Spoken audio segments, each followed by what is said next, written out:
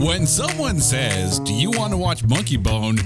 you should be forewarned that they are not actually asking you to watch late-night National Geographic documentaries. Instead, they're asking you to watch something much, much weirder than that. But if the Brendan Fraser Renaissance is upon us, then let us celebrate by trying to prove to you that Monkeybone is not that bad.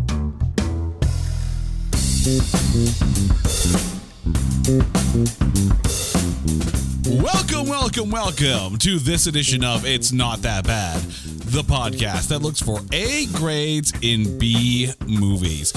Now, on this show, we have watched a number of, how shall we say, interesting films. Some were a little not so good, some were a little weird, some were a little out there. This one happens to kind of be a mix of everything because we are talking 2001's Monkeybone. And we have a double treat for us today. Because first of all, as always on the show, my lovely wife Carrie is back. Carrie, how are you doing? I'm great. How are you? All good. And now the reason why we are talking about this film, our good friend, our family, Alex, also known as AC Official from his music remixing. Alex, welcome to the show for the first time. What the hell have you done to make us watch this film? I mean, how you doing? I'm great, and I'm very sorry for putting you guys through that trauma. Now, when we were talking about actually doing a film and having you come on the show, this was the film that you mentioned, like right at the bat. What is it about Monkeybone that made you want to prove to you why it's not that bad? Well, like I mentioned before we started recording, I had a very great memory of this movie growing up that also traumatized me. So, it was worth a shot considering it didn't do too well in the box office. And good, really good. Would you like to share with us what is the memory attached to this movie? So my mom, she's like, "Oh, I saw the commercial, cartoon monkey, Brendan Fraser. George of the Jungle had just like made it big," and she's like, "We're gonna get you this movie." Nothing. She just bought it. We never rented it. And I'm watching this, and then I get halfway through the movie where Chris Kattan gets involved in the movie, and complete trauma for the rest of my life. Okay, so the beginning part didn't like throw you where he went into his concussed state? Not at first, because I had watched The Matrix right before this movie had came out, so it wasn't too bad. See, I found myself asking very quickly into the movie, like, is this deemed hell? Or like, is he dead? Or is this just the creations of his concussed mind? I do believe you phrased it as, what the is going on?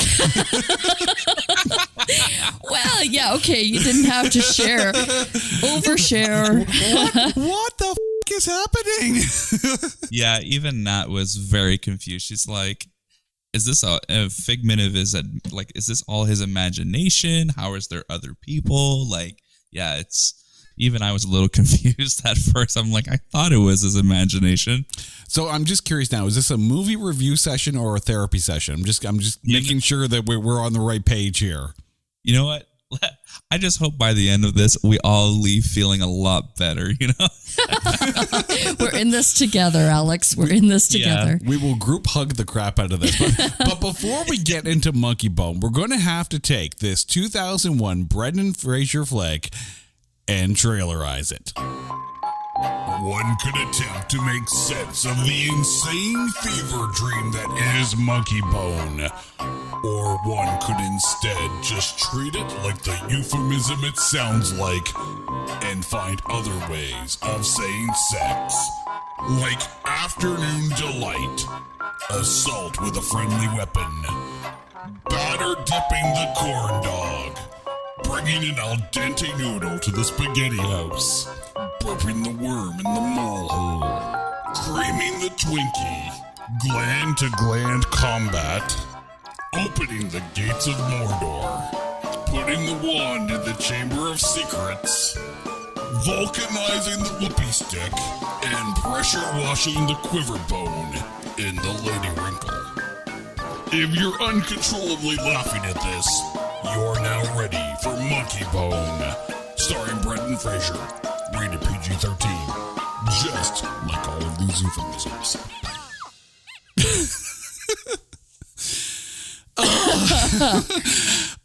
I need to explain to our audience that took about 15 tries just to get past bringing the al dente noodle into the spaghetti house. That is, I got flashbacks to the old spaghetti factory when you said that. Oh no! I think I have just basically proven that I have the brain set of a 13-year-old boy, because I found that way too funny to get through.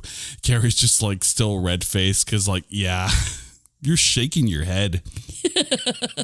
Yep. Man. Okay. You know what the scary thing is, though? This is going to be like the one episode our kids listen to. And they're going to come and go, Dad, what does it mean when you vulcanize the whoopee stick? I'm like, no, not having that conversation. No. What's a lady wrinkle? That might have been the toughest one to get through. All right. I may never be able to eat a Twinkie again.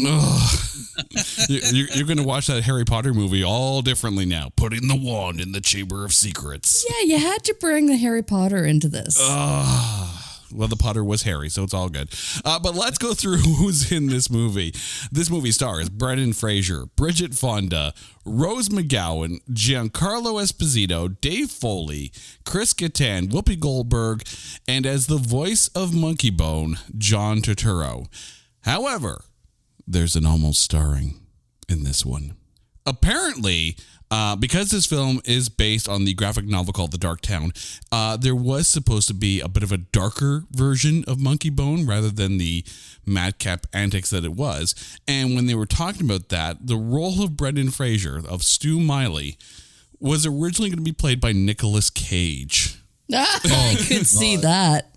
And the role of Death was going to be played by Christopher Walken. Oh, that would be fantastic. Alternate universe, man. You want to get back to your girl? Bend over. I'm going to kick you up Abraham Lincoln's mouth. Oh, God. I don't know what's worse, my Christopher Walken imitation or all the ways I just tried to describe sex in the trailer eyes.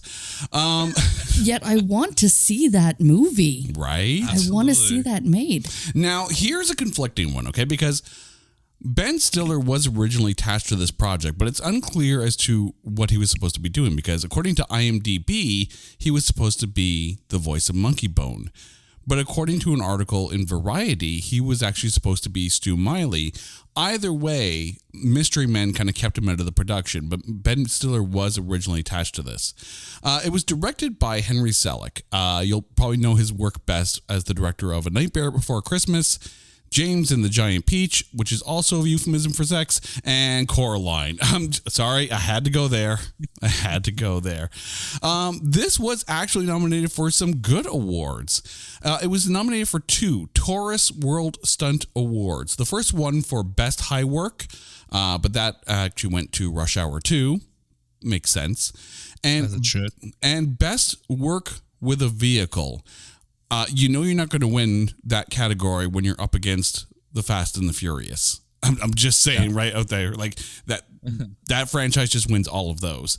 However, at the Stinkers 2001 Bad Movie Awards, this was a dishonorable mention for Worst Film, and Whoopi Goldberg was nominated for Worst Supporting Actress. Now, keep in mind, this was also the year she was nominated for Rat Race. The winner that year was Tori Spelling for Scary Movie 2.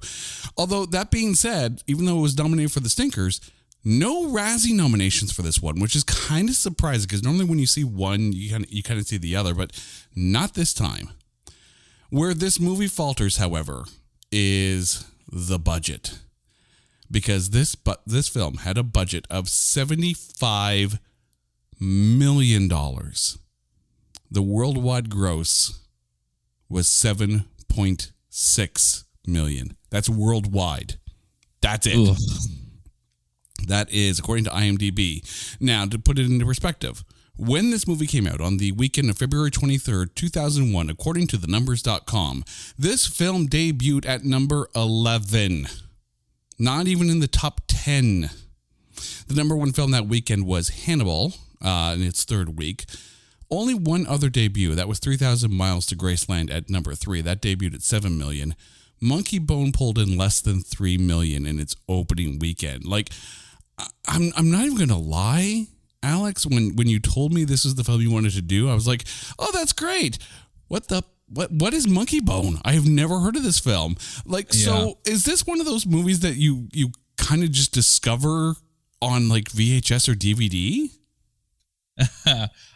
So yeah, I think so. Well, funny enough, I saw a YouTube video long enough ago where I guess this movie was supposed to go so big they even had toys, but it didn't last very long for Toys R Us and Walmart. And it was mostly like little figurines of the monkey and not necessarily of the other characters. Yeah, I don't know. Well, you know what? I mean, Chris Kattan's corpse as a toy might have been kind of funny, especially if it's like one of those like floppy bendy dolls. All the guts are coming out, yeah. Pretty much, right? Pull the guts out, put him back in. He's a corpse. It doesn't really matter. That would be kind of like the new version of Operation. Try to put the intestines back into Chris Kattan. But the critics were not kind to this one. This film over on Rotten Tomatoes has a audience score of 27%. So not great, but the tomatometer. 19% tomatometer. Now, Carrie, when we were watching this and you were like, what the is going on? What was your initial thought as to what this film was probably going to be rated by the critics?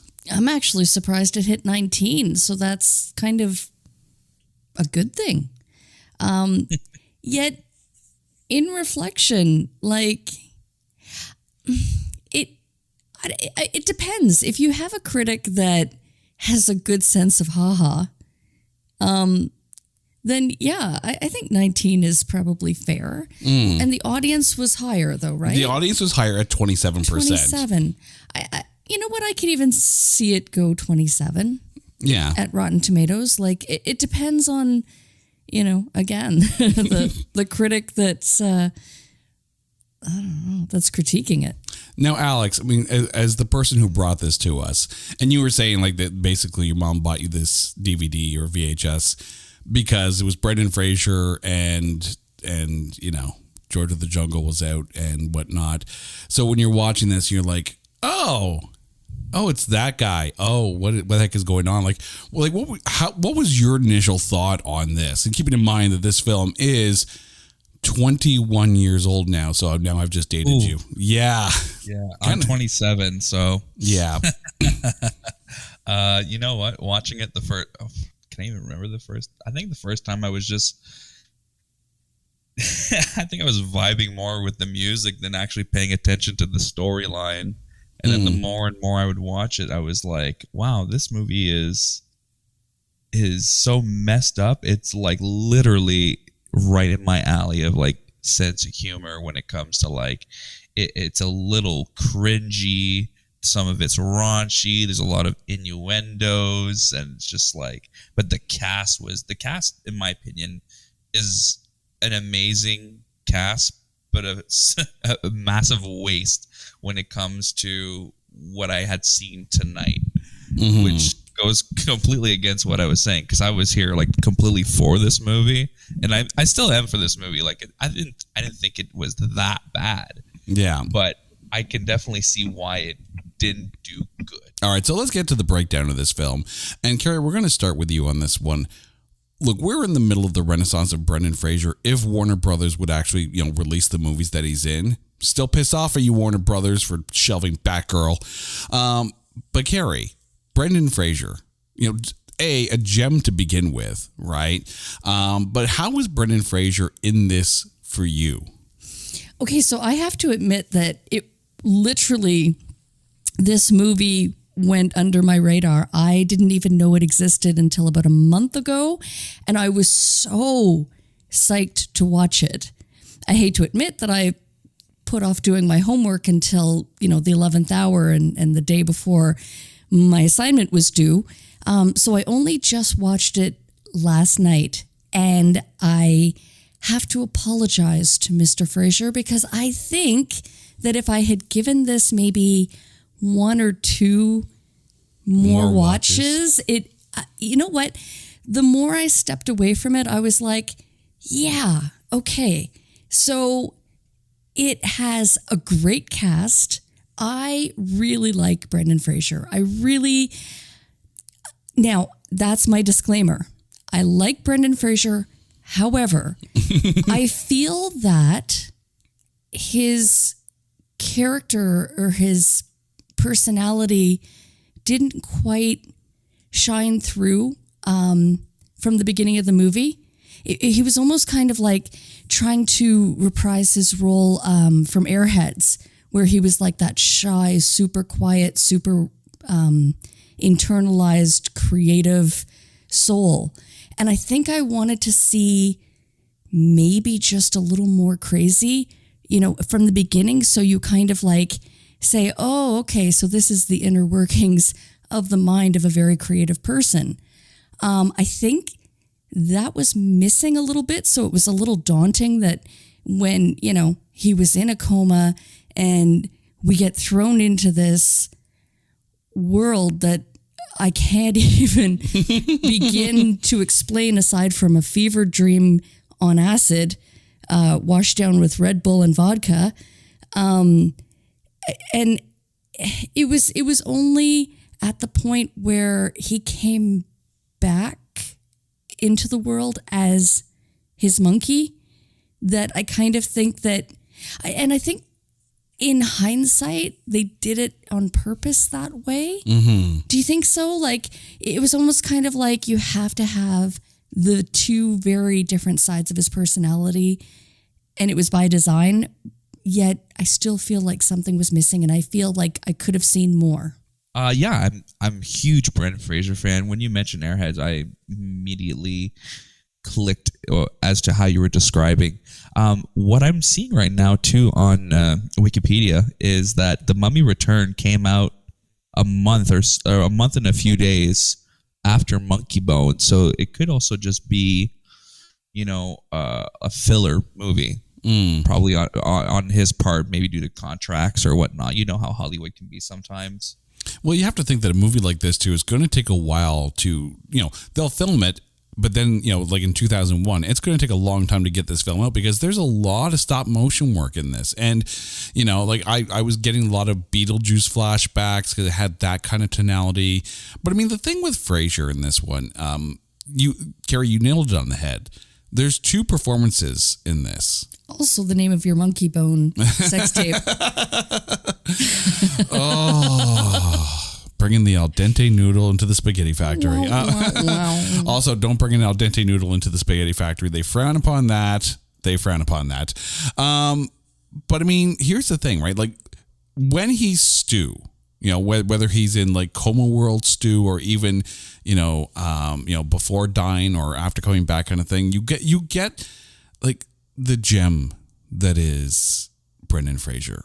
Like just a sweetheart, heart of gold kind of thing. Like, Brendan Fraser is like just can come across as a sweet guy. And I kind of got that feeling, if you guys remember the movie Bedazzled with him and Elizabeth Hurley, with Elizabeth Hurley as the devil, right?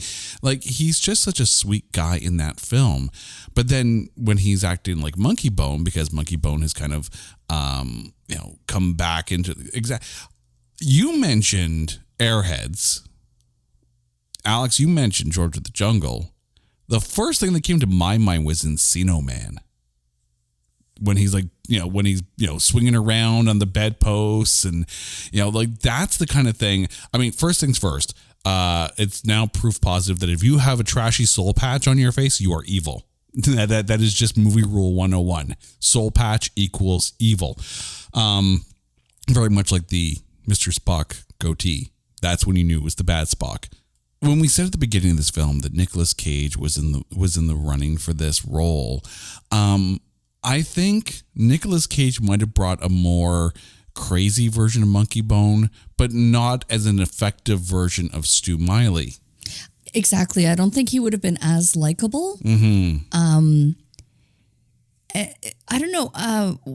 what I thought was interesting too was his kind of like quiet, peaceful detest of the marketing of his idea.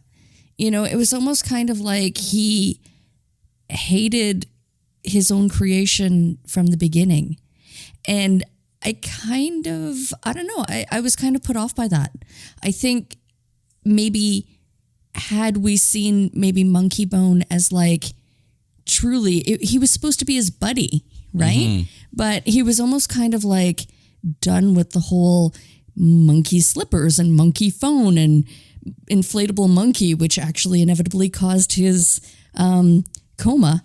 You know, it's a morbid analogy, but I remember watching a heavy metal documentary, and they were interviewing Jenny Lane from Warrant about how big Cherry Pie got when they released that song. And he was talking like, yeah, you know, Cherry Pie hit the radio, and next thing you know, Warrant's playing at all these cherry pie eating contests, and it's cherry pie this and cherry pie that. And Jenny Lane said on camera, like, I would rather eat a bullet than have to hear cherry pie again. And, you know, like it's sad because of course now he's no longer with us, but I can almost see that parallel between, you know, not wanting to be super huge, but yet the creation that you have created kind of gets, you know, takes on a life of its own. And he's fighting against that in any way that he can in his very nice, personable way. And I definitely think of any actor of that era who's going to play that role, I think Brendan Fraser was an absolute perfect choice. And it's interesting though that you mentioned about the whole, like, you know, the creation kind of, you know, him hating his creation.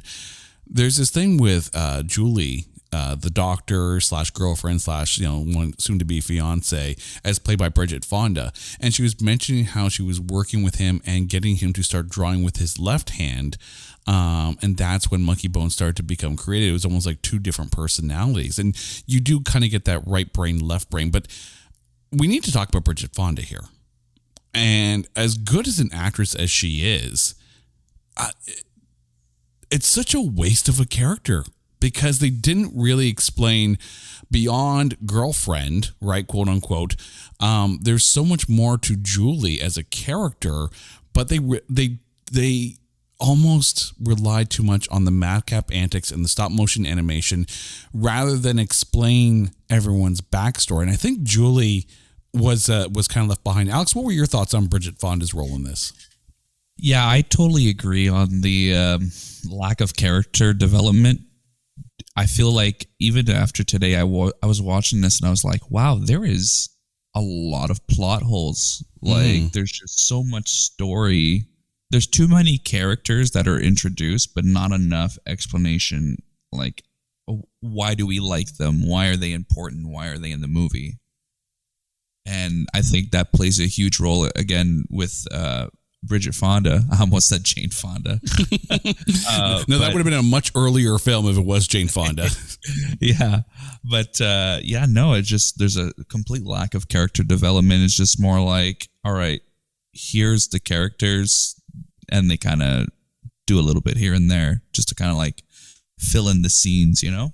I completely agree with you, Alex. I mean, the hospital scene where the woman was like sobbing, I'm like, and who are you? Like, where did you come from? You know, and then there's even like a circle of friends standing around where they were going to cut his pull the plug, life support, yeah. right? Yeah. And I'm just like, who the are these people? Where did they come from?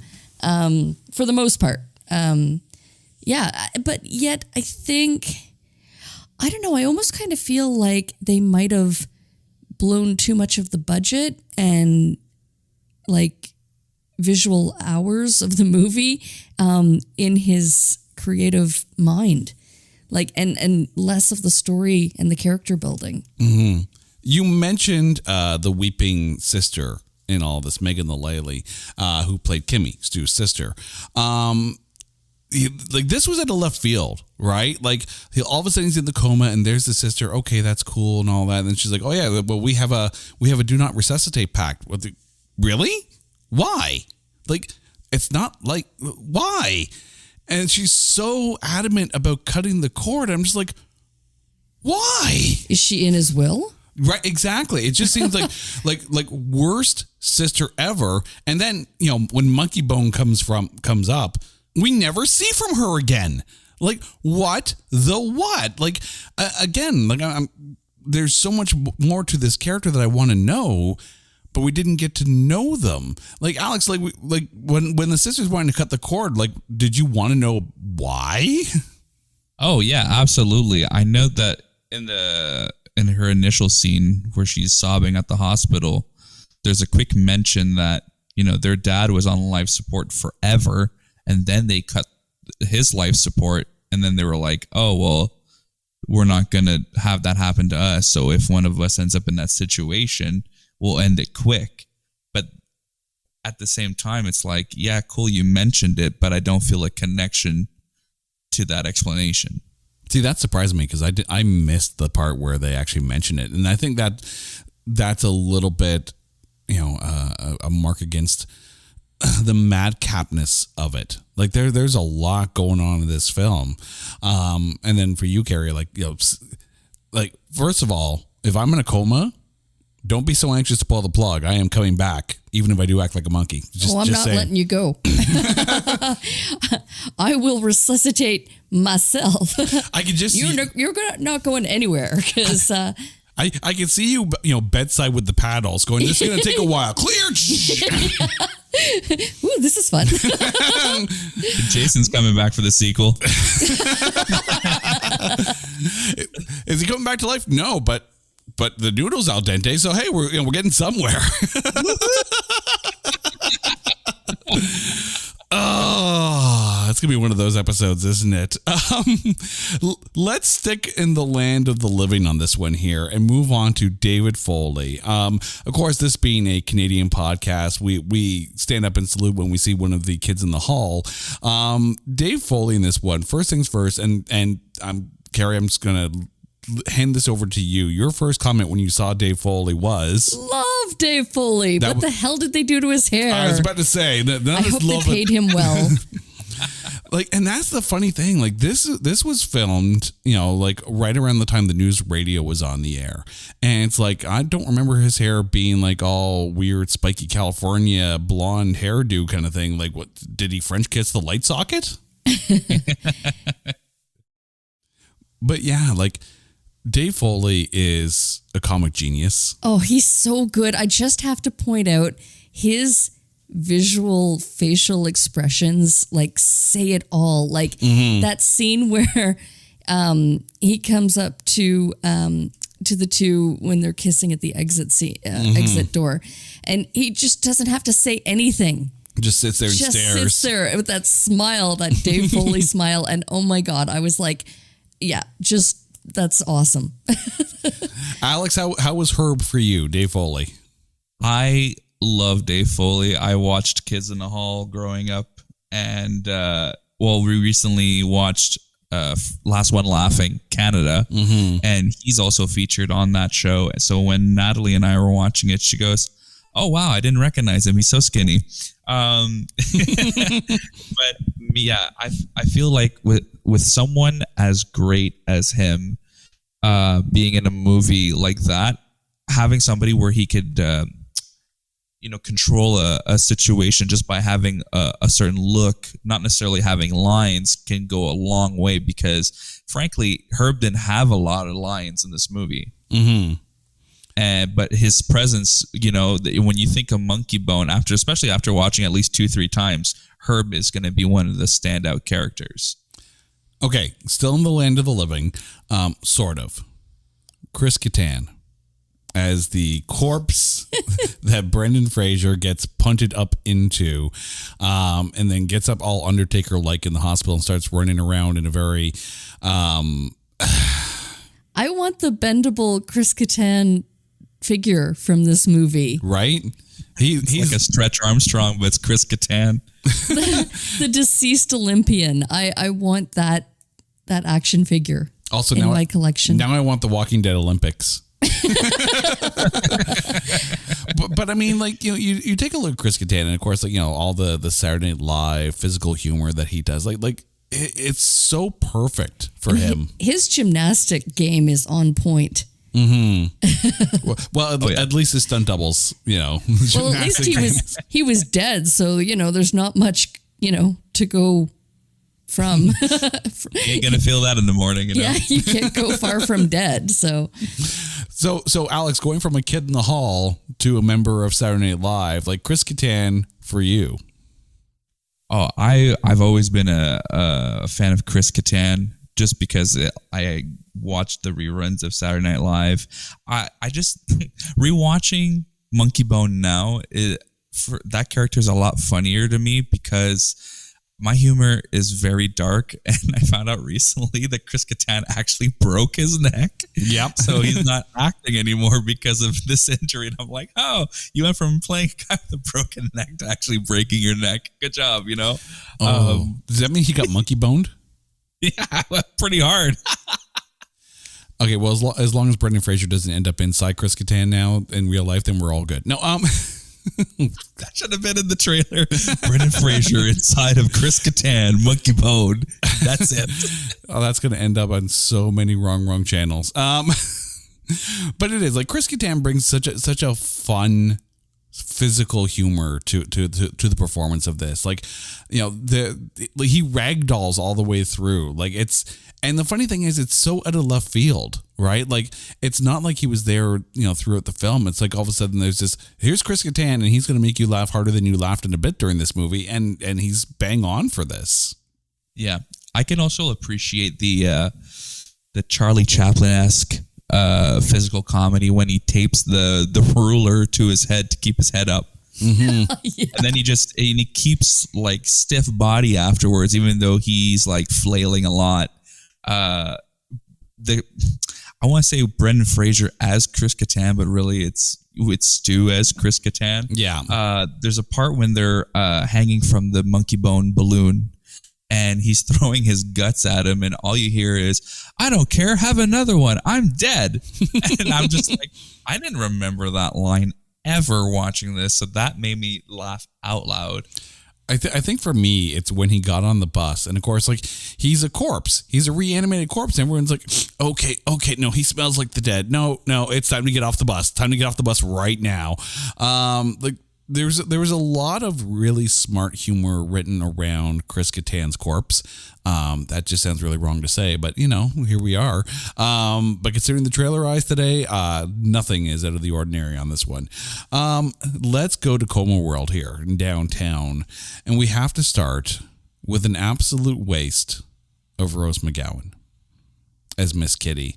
Like, when she's in the trailer and all, I'm like, okay, so this is the character that's going to guide Stu through the this weird purgatory that he's in, and she's like in maybe 2 or 3 scenes, and there's a knowledge and a relationship that's sort of implied, but it really, we needed more Rose McGowan in this, I think. Carrie? I agree. I mean, that's always a good thing, because she's so good. Mm-hmm. But I don't know. I kind of like almost that Brendan Fraser's character was kind of just fumbling through his own creation and his own world that he's created in his comatose mind. Mm-hmm. I mean, you would tend to think if this is the world he's created, he would be a little bit more in tune with it. And I think inevitably he was. So I don't kind of think he needed that extra guidance.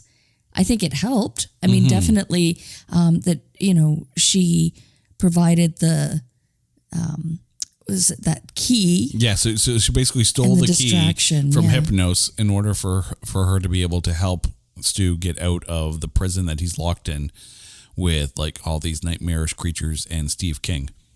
Steve King. Yes, which is not actually Stephen King. No, I found that out today. Yeah, I mean, they tried to get him, but they got a look-alike, and they called him Steve King for legal purposes, apparently. So, but he actually did look a lot like Stephen King, so I'll give them credit for that. But I mean, like, Alex, I mean, when you see the trailer for this, right? And there's a lot of Rose McGowan in the trailer. It almost feels like when you watch the movie, it's like they took all the Rose McGowan and put her in the trailer, and it's like, okay, there's no more of her in this. Yeah, I was thoroughly disappointed after a few viewings, realizing that the character of Kitty wasn't even involved in the whole thing. One thing I did notice watching this again today is right before it cuts to Julie trimming his beard and while he's in the hospital, Kitty and Stu are sharing a conversation, and he goes, "I'm tired of martinis. I'm tired of watching people's nightmares," like as if he's already been there for a long time. And then you find out later on that it's already been 3 months. Mm-hmm. So there's a huge time jump in this movie. So you don't see necessarily any character building or anything that could go along with the plot, because it's implied that there's a history with Kitty and Stu. So my assumption is that maybe Kitty's a figment of his imagination about Julie, and that's why he's so connected in a way.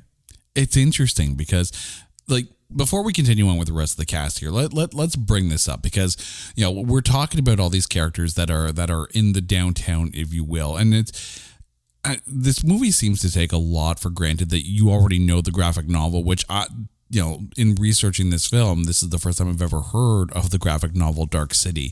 And it's not really, at least in the film,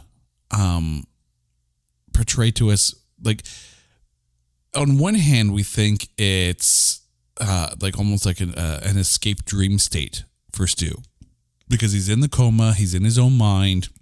These are characters that he's created, which is why Monkeybone is there.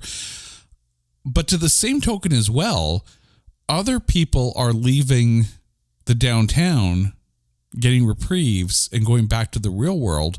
So is this like purgatory for everybody?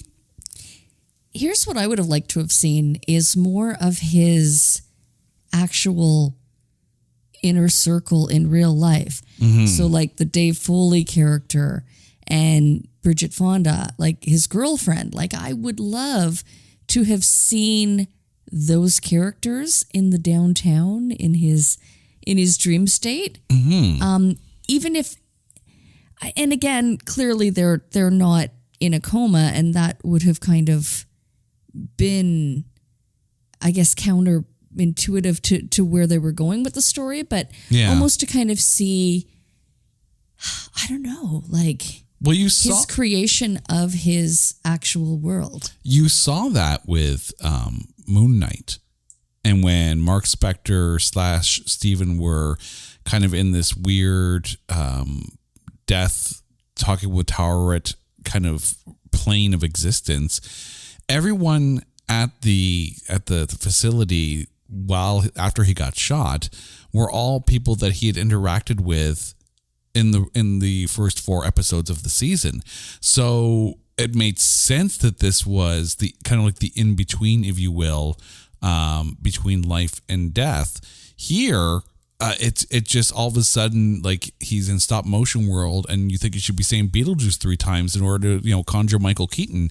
It just doesn't really describe whether this was purgatory in a weird middle existence plane set, or if this was an escapist kind of, where does the mind go while he's in a coma. Like, Alex, when you're watching this, the first time, how confused are you as to where Stewart is at this point? Yeah, there's a lot of confusion as to where Stu is in the movie, because there's so many little locations, right? You got the Land of Death, you got that little part in between, like in the Land of Death, we're all like I want to call them like the Grim Reapers. They're all traveling through. You got the downtown area that's like 5 places into one. Watching yeah, definitely watching this the first time, it's a lot to try and take in, especially now because I didn't even know that it was based off of a graphic novel. So I'm learning this for the first time, and I'm reading about it too at the same time, and it's an incomplete series, so I can kind of see why the movie felt a little incomplete as well. Okay, let's get back to the rest of the cast here, because it's one of those things where it's like, I'm just not quite sure exactly what to make of it. But going along with the ride here, we have Hypnos as played by Giancarlo Esposito. Look, rule of thumb here: if you're gonna you want something to be good, you put Giancarlo Esposito into it. He was awesome in The Mandalorian. He was awesome in The Boys. He was awesome in Revolution. If they cast him as Professor X in Marvel, in the cinematic universe, he's going to be awesome there. Giancarlo Esposito equals awesome. That's just kind of the rule of thumb. And here, as half man, half goat in the underworld, god of nightmares, Alex, to you, Giancarlo Esposito. I love that guy. I seen him in, I think it was in the Maze Runner movies he was in. I think it was Maze Runner, because definitely wasn't the, was it the Mockingjay? What was that movie called? Oh, the Hunger Games. Yeah, he wasn't in that one, so I always confused the Hunger Games with Maze Runner, but he was in Maze Runner. And when I saw that face, I immediately recognized him as, hey, it's Hypnos from Monkeybone. And obviously never seen Monkeybone at the time, had no idea. And then, he was in the Far Cry video game, Call Me Sal. He was in Breaking Bad, all these things. And I'm like, this guy is an amazing actor. What a waste in Monkeybone. But the thing is, he's not a waste in Monkeybone. Like, here's the one character whose motivation makes sense in a way, right? Because he's Hypnos, he's the god of dreams, and he wants to make sure that everyone on the surface world has nightmares. Which, can we just stop for a second here and ask why Stuart Miley, a really sweet, heart of gold guy, wants to marry a doctor who has a nightmare-inducing formula in her lab? Does no one see a problem with this? It's very contradicts itself. Like, Bridget Fonda seems sweet. She's got a big old jug of nightmare juice in the fridge at work. You might want to rethink your choices there, Stu. But I mean, at least with Hypnos, his motivations and his arc made sense. So, Carrie, when you see a half man, half goat with wearing sunglasses and charming up Stu, at what point did you question whether you had the gummies? You know what? I just looked at him as the creation of the devil in his mind. Like, I don't know. Like, yeah, I mean, with every good, you need a little bit of evil. And I think it was important to the storyline because, you need like that antagonist to kind of get past, or like, I don't know. I think that entire part of the movie, I was just like, what is this? However, whenever he was Monkeybone, or whenever he was back in his world, then I much enjoyed the movie. It was just kind of like, I felt like there was a bit much. Like, it was almost, and clearly if it had to be, 3 months of his coma, they need to show a lot of it. But I just kind of felt like it was overkill, and that part of the movie kind of lost me. Yeah, you can't really SpongeBob this and go 3 months later. Yeah. No. Yeah. But I mean, there's the other question too, right? Like, that's where the confusion really comes in. You have Hypnos, you have Death, you have all these characters. So, okay, Purgatory. But then how did Monkeybone get there beforehand? Who's Miss Kitty? Why does she like Stu so much? Again, we don't know. Like, if this was all in Stu's mind, it makes sense. If this is that in between life and death, it can make sense, but you got to pick one or the other. You can't do both. I think I have an answer to that. So I'm at a point in my life where I watch everything with subtitles. Okay. And there's a scene where they keep referring to Monkeybone and other characters in downtown and Land of the Death and stuff like that as figments. So it's almost like, yes, it's purgatory. This is where everybody's going when they're in between life and death, in a coma or whatever the case may be. But all these characters are solely based off of that specific person's mind, because even Natalie was like, I don't get it. Is the entire downtown based off of Stu's imagination? Because frankly, there's just so many characters, so many things going on, especially in the backgrounds. You can't really tell right away, but you could almost see who he interacts with more or has a reaction to that specific creature or character comes from his mind and not somebody else's. Mm-hmm. What I thought was really cool was the picture that he had drawn before going into a coma. Yeah, where he's like the organ and everyone's trying to like operate on him. Like, very cool painting, but that makes one think that, what we're seeing in this stop motion animation world is kind of within his mind. Mm-hmm. Oh, I don't have a doubt that it's all creations of his mind, and even the other people who were being released back into the world, or their death was decided. I think those were also maybe creations within his mind, that so he didn't feel so alone. Yeah, I kind of get that, and I wish they had explored more the idea of Stu being of two minds, rather than just, Julie got him to start drawing with his other hand, and then all of a sudden all these creations came out. Like, I wish they would have explored that duality a lot more, but maybe that's just me. Let's move back on to the one female character in this film that seemed to have a good amount of development and, a lot of good screen time, and that's Whoopi Goldberg as Death. As cool as Christopher Walken would have been as Death, I kind of like Whoopi Goldberg a bit more. Alex, I don't know about you, but Whoopi Goldberg as Death for you. Whoopi Goldberg as Death was completely out of left field for me, considering at the time I think the only Whoopi movies I had seen were Sister Act. So to see her go from playing a nun to playing, the Queen of Death, it was completely, like I said, out of left field for me. I think her playing a character like that was very enjoyable, because she comes off as somebody who is serious, not to be messed with, but then for some reason has a change of heart when love is being mentioned.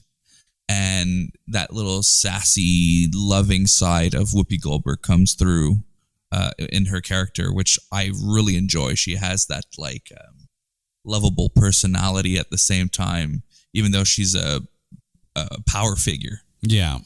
Oh, Alex, I have to highly recommend her role in Ghost. I love Ghost. Patrick Swayze. That was a good movie. But I mean, as soon as, I saw her in this character, I just flashed back to that and her role where she was like, I forget the woman's name, but she's like, "You're in trouble, it's Molly. You're in trouble, Molly." And because she's talking to the dead, right? And channeling Patrick Swayze's ghosts. But I love Whoopi. I love Whoopi. And you're right. Like, she is a force in any role that she ever takes. Like, loved her in Staged. I think she was the absolute perfect agent, that don't around. This is what you need to do. So do it. Yeah, she kind of brought that a lot. I think a lot of that character, that the the agent from stage to this, or vice versa, if you will, because there's something of that, middle bureaucrat in death, where it's just like, don't with me, I will do the job when it needs to get done. But as I'm watching this, it drew a comparison, or at least a parallel to me, in the role of the judge of Maya Rudolph in The Good Place, when Kristen Bell and everyone there are like basically trying to prove that they're good enough to go to the good place, even though they're supposed to be in the bad place. Kind of like that, where it's just like the judge really just like going to do their job, but they don't care. They like to have a little bit of fun. It's like, okay, I like a good story kind of thing. That was kind of Whoopi Goldberg for me for here. Like it was a fun role for her. I had serious flashbacks to Beetlejuice and the underworld, and the woman who basically kept control or had rule over the underworld. The don't mess around. Like, are you talking about the lady who would smoke a ton of cigarettes? Yeah. I'm surprised no one mentioned her role as Guinan in Star Trek The Next Generation as like almost the exact opposite of death. Yeah.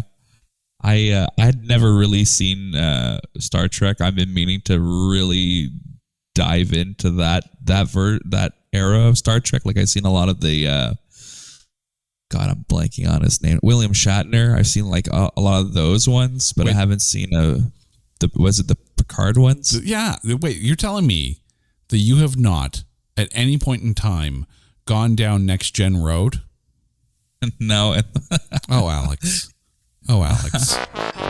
Oh, Alex. My whistle card has been revoked. Don't worry. There's only 7-8 seasons. We can fix this in a few weeks. It's okay. It's okay. Yeah, that's quite the commitment there. Yeah. Don't worry. We will assign you an episode a night, and we will check in with you on a weekly basis. It's okay. We'll get you through this. Okay. There's still one character that we have not talked about yet, and that is the euphemism himself. The monkey. Monkeybone. John Turturro, the voice of Monkeybone. And it's funny because this isn't the first time we've talked about John Turturro on this show. And more often than not, it's because he's playing like a wacky role. I freaking love John Turturro as Monkeybone. Like I wish, because I don't know, maybe you guys will agree with me, and Alex will start with you on this one. This was like the jokes in this, the lines, the delivery, all seemed at a really, really fast pace. Like it almost felt like someone was, hitting the dialogue at like 1.25 speed, like on YouTube. I wish they had given Monkeybone more time to develop his character rather than just a lot of crazy antics. Yeah, I feel like Monkeybone comes off almost as a Bugs Bunny type. Mm-hmm. For the longest time I didn't know who played Monkeybone. I always wondered, but never really went out to go and find that information out. And then a couple years back, I saw that it was that guy that played him, and I was like, "Wow, it's the bad guy from You Don't Mess with Zohan." Oh, thank God, that was the reference you're gonna. It's the Phantom, the Phantom. Yeah. And then Mr. Deeds, right? He was in Mr. Deeds as the guy who got all the money at the end because he was the actual heir of the company. Yeah, and then from Transformers, the Sector 7 guy. Yeah, So that blew my mind, honestly. Gary, how was Monkeybone for you? I can't believe I just said that sentence out loud. But, hey, how was the Monkeybone for you? Yeah. Well, it did make way for the best line of the movie. I'll be right back as soon as I choke my monkey. Love it. Love it. I saw it very much like Alex suggested. I saw Monkeybone, like the monkey, as actually like more like a Roger Rabbit, where constantly like getting in the way, yet like such a pivotal character and so important to the storyline. But yeah, just kind of like being that pestery animated character. Now that you've mentioned Who Framed Roger Rabbit, I just have this urge to go, please. Yeah. Alex, how's your monkey bone? I can't believe I just said that, but I need ice. Someone give me a cigarette and an ice pack. Oh man. I just want to touch on this real quick. So you mentioned. Wait, you want to touch on the monkey bone? Yeah, I want to touch the monkey bone. Okay. Don't shock the monkey. Don't touch the monkey. So you had mentioned how the voice seems like sped up or altered in a way, which it totally is. If you watch the trailer on YouTube, they forgot to alter the voice for the commercial, so it's John's proper recording voice that's in the trailer, and then the altered version is in the movie, and it completely threw me off. Fascinating. Now I want to seek that out. Mm-hmm. Even the trailer shows the movie almost starting differently. They meant, like, in the trailer you see as well Stu in a phone booth and a pipe or a light post falling down, causing his coma, which is what happens in the comic, in the graphic novel. But in the movie, they changed everything. Like, I had this on DVD, and they didn't even have deleted or alternate scenes. So it just goes to show you the possibilities of what this movie could have been.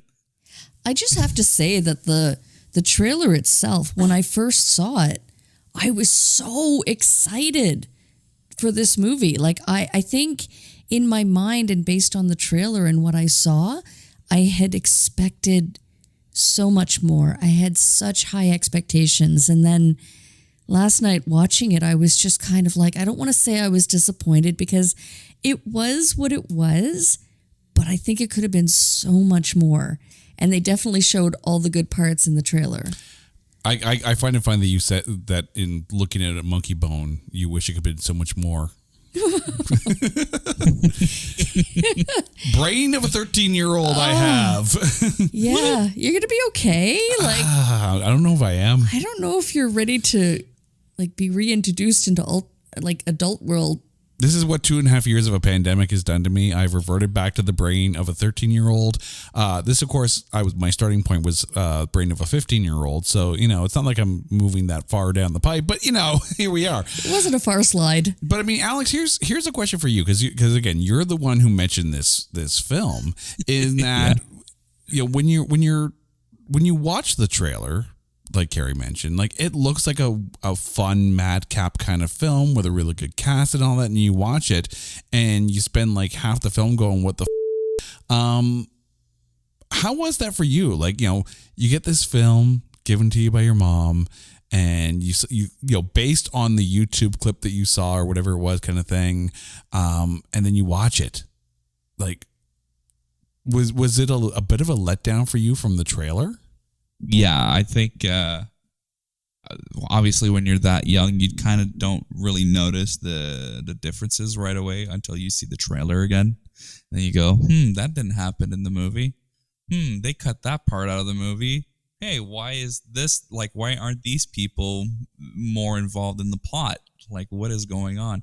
And honestly, it's like what Carrie mentioned. They probably just blew so much budget on the stop motion and the CGI and the green screen stuff and just all that they couldn't really explore the plot or really go into expanding the movie, because I think the movie's like a little over an hour long. I think this movie, if it would have been 2 hours long, it would have properly checked all the boxes. Mm-hmm. That would have been a bit much, I think. Oh my goodness. Yeah, I don't. So Alex, I have to know.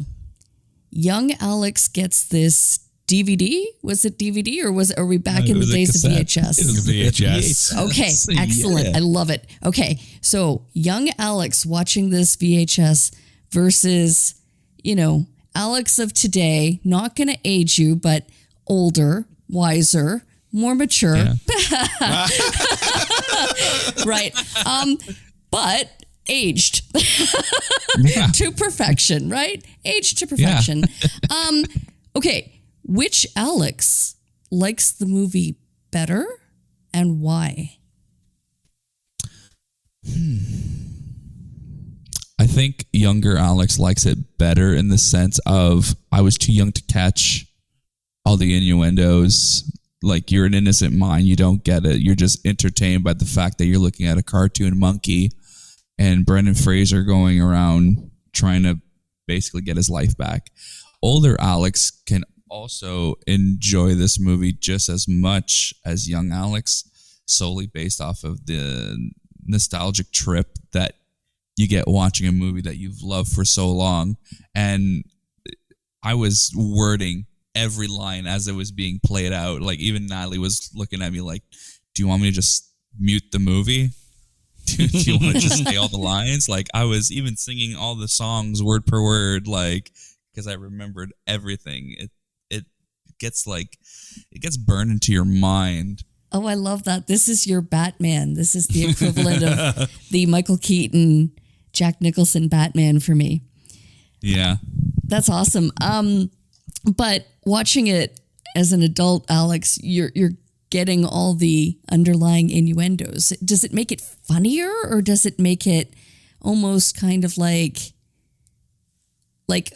eye-opening, like, holy crap, I didn't laugh at that as a kid, or I totally didn't catch that? All of the above, honestly. It made me enjoy the movie a lot more because I was able to catch all these little jokes. But at the same time, it was like,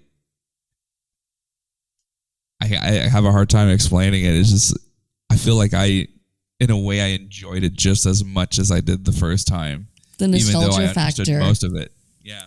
Awesome. And I do have to say, like, as a PG-13 film, it actually stays pretty PG-13 despite all the innuendos, which is, kind of cool. The fact that it is actually on Disney Plus, which, I'm kind of surprised on that one. But Alex, I'm going to put this one to you here.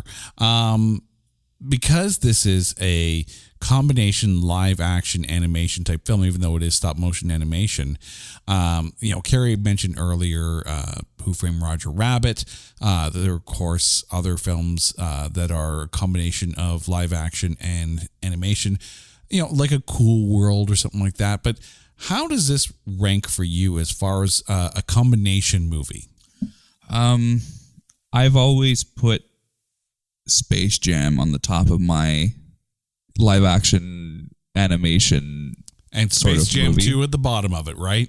And Space Jam way down. If I had to put, for example, Who Framed Roger Rabbit, Space Jam, and Monkeybone in a line, Monkeybone unfortunately would be number 3 because Who Framed Roger Rabbit was so much entertainment. But it's still, I don't think it would be any lower than a 3. If I had even 5 or 10 movies, I think it would always remain top 3 for me. Gary, how about you? The combination live action animation films, like how does this rank to you, or how does this stand up against the rest of them?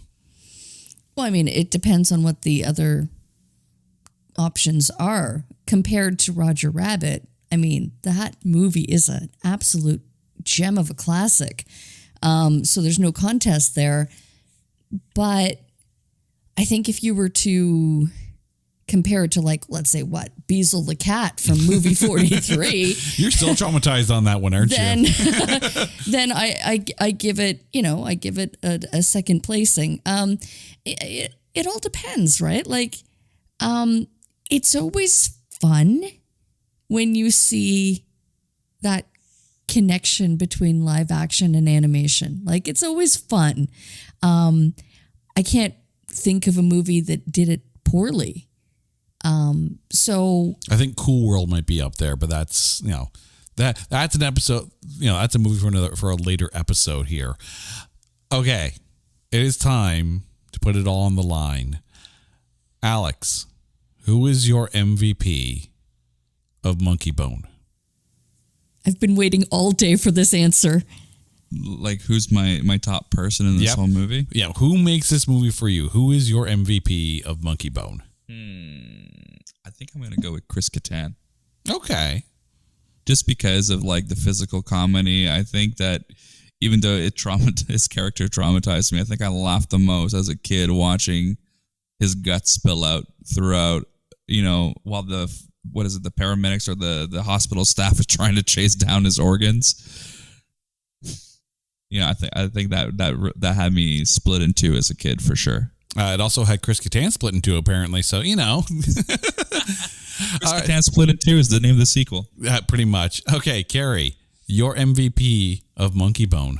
I have to say, I completely agree with Alex 100,000%, and that's what I was going to say.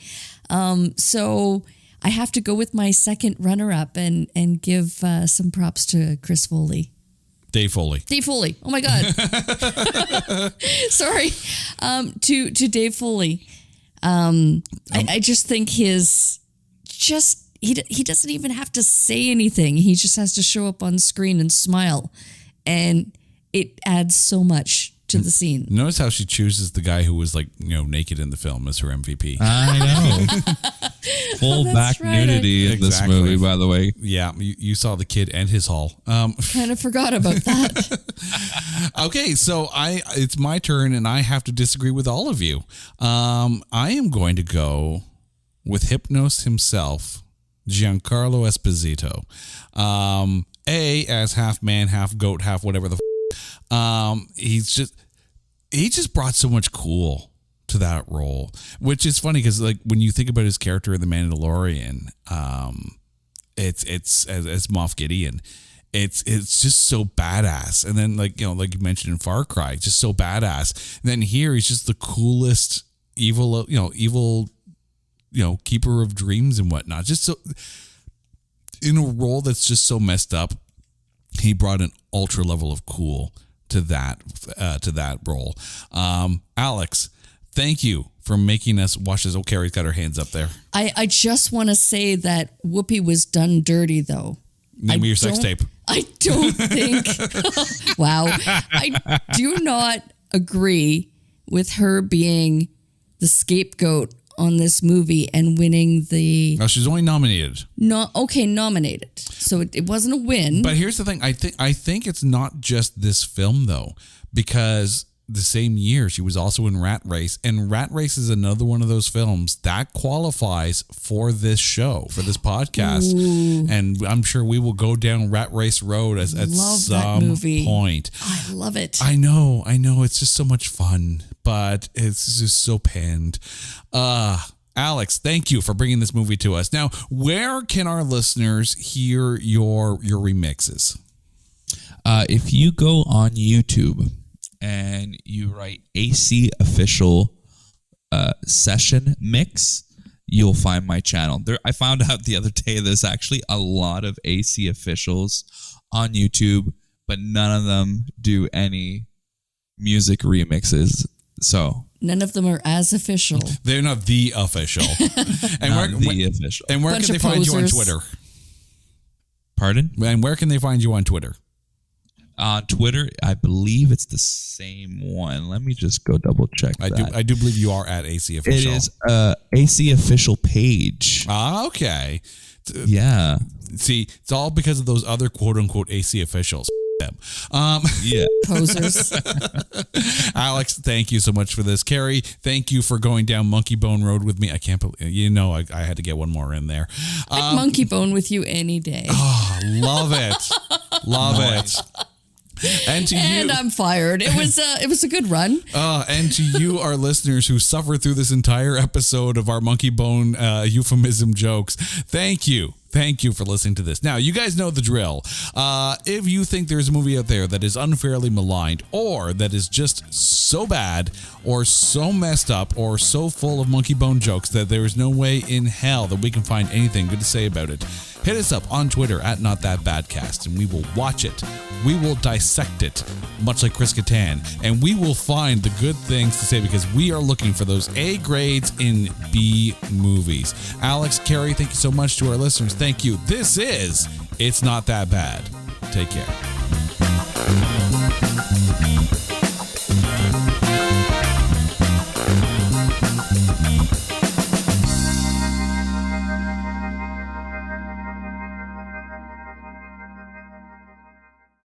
Hey folks, Stefan Shirazi and Renee Richardson here from the Metallica Report. And we are proud members of the Pantheon podcast family, where the best of music and podcasts unite. We've got something pretty cool for you. we're giving away an exclusive Metallica merch package worth over $250. That's a whole lot of Scary Guys, skulls, M72, and other sought-after Metallica swag. And we've made it easy for you to win. Follow and share the Metallica Report, and you're in the game. Go to pantheonpodcast.com/Metallica, enter your email, and hit that button to be entered to win. And just like that, you're eligible for our monthly exclusive Metallica merch package. And guess what, rockers? You can enter every month, so just do it. And while we love our global brothers and sisters, the lawyers won't let us ship outside the U.S.